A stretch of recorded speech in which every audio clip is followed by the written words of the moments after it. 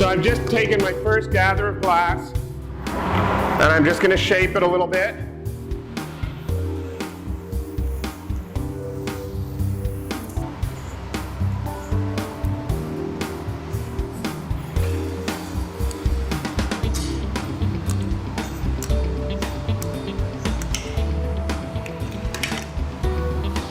Now I'm going to reheat it so the edges will be nice and hot, and I'll be able to roll up those little chips. Little chips are very densely colored glass that's made specifically for glass blowers to decorate and color their pieces.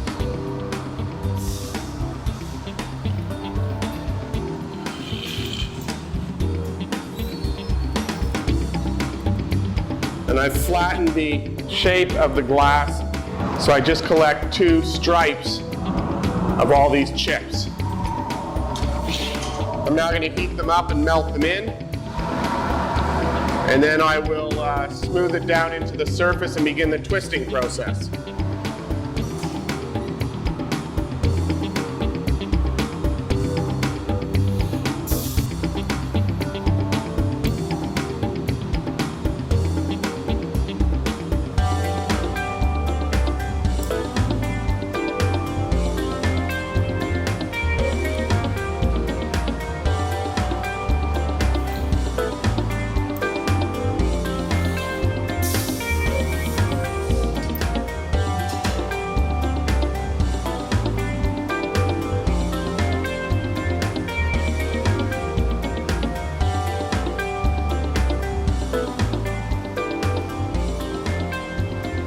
So I've got it smoothed down, it's symmetrical, I've got a nice twist on the upper part of it.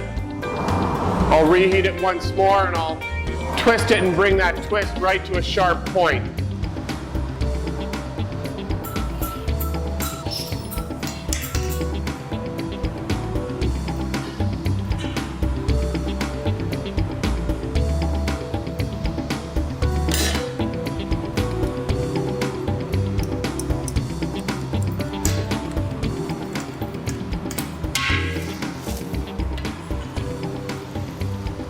I want to make very sure to keep the shape and the patterning very centered and symmetrical.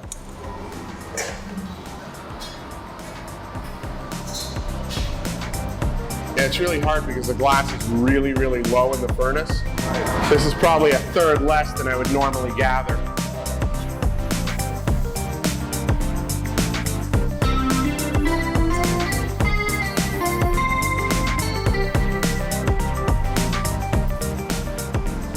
So now it's been nice and smoothed out, made perfectly symmetrical.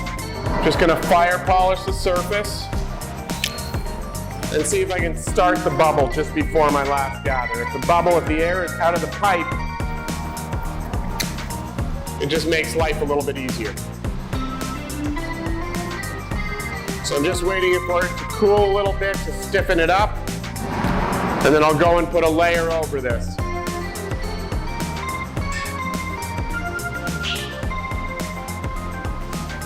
Okay, so I'm going to put the cover gather on.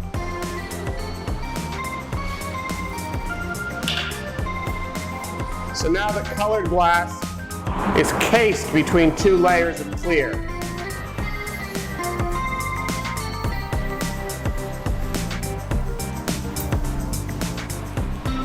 I want to make sure this outer layer is nice and symmetrically distributed around the inner layer. I want a little bit extra at the bottom, but I want it evenly distributed around.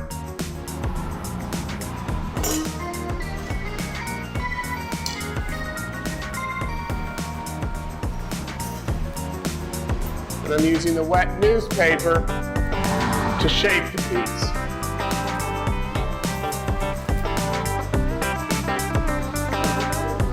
The Wall Street Journal.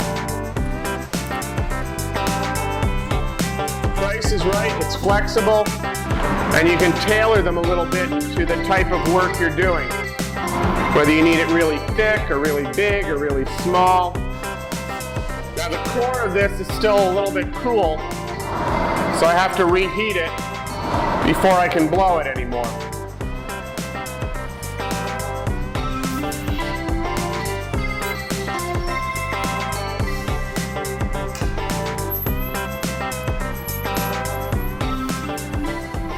because I want the bubble to be fairly round, I want to make sure that I have my exterior shape established before I begin the blowing process.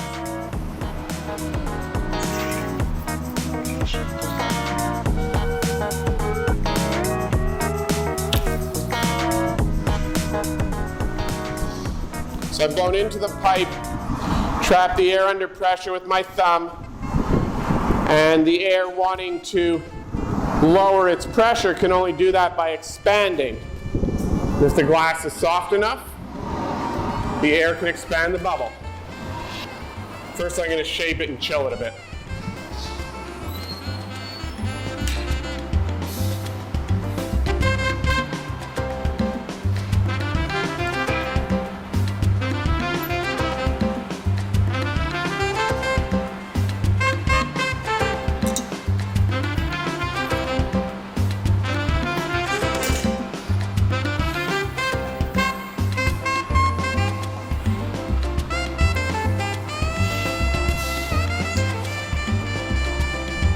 How's this?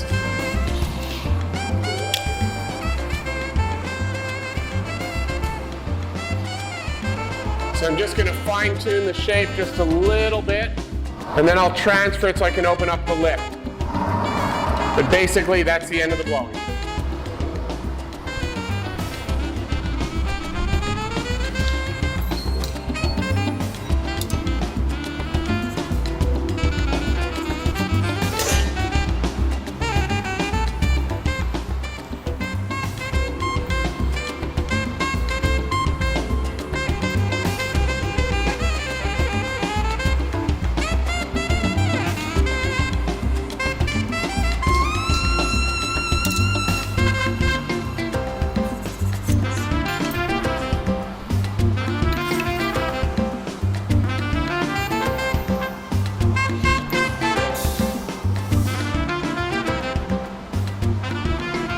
That's lower than we usually drain it to change the pot.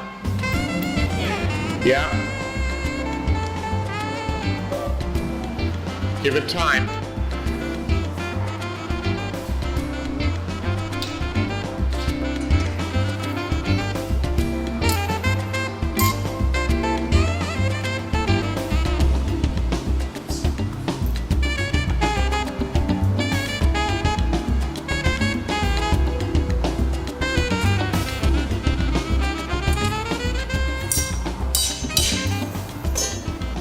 So the actual time spent blowing is a very, very small part of the actual process, but it is the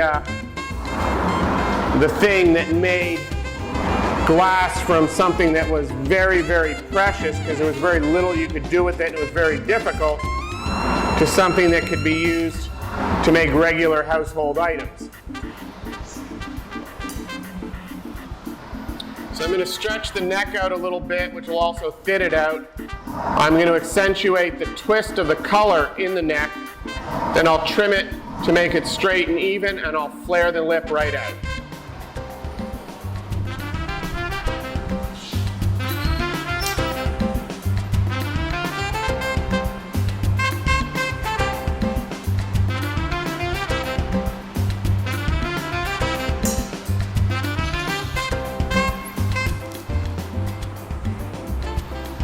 I'm just changing the distribution of the heat from primarily in the body and the base, which is what it was on the pipe, to being the neck and shoulder and lip area.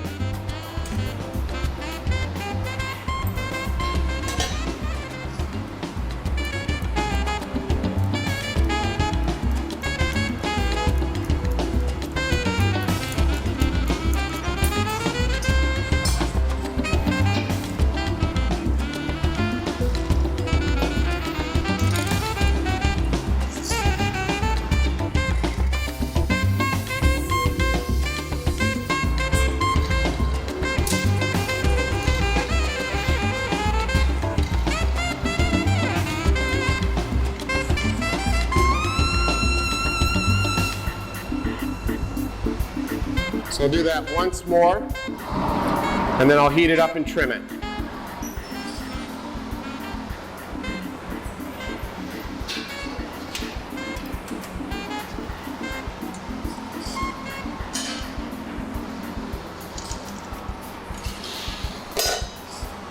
So I've got a nice tight twist on the neck. So when I flare it open, it'll have a nice spiral on it.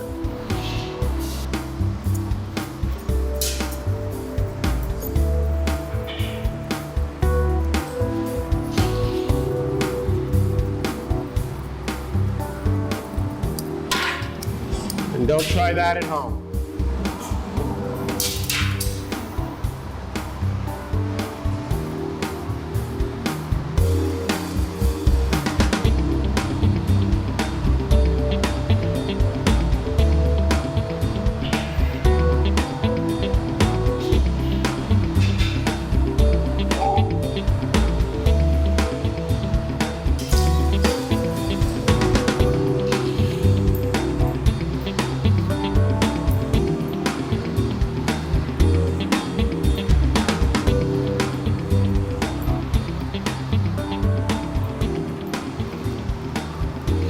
So I flared the lip open.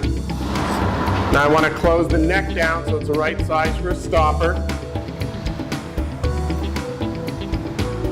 And I'm very aware of the curvature of the shoulder because that's an important part of the design to me also. If you don't have the right curvature, the piece just won't look right.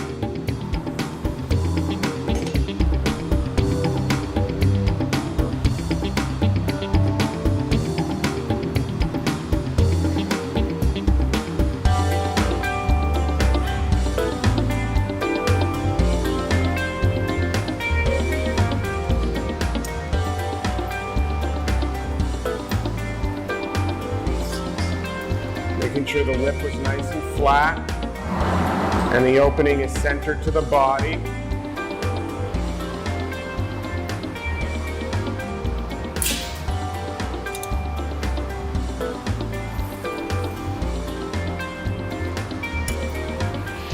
And since I put the perfume bottles away upside down, I want to make sure the shoulder is not so warm that the piece will distort.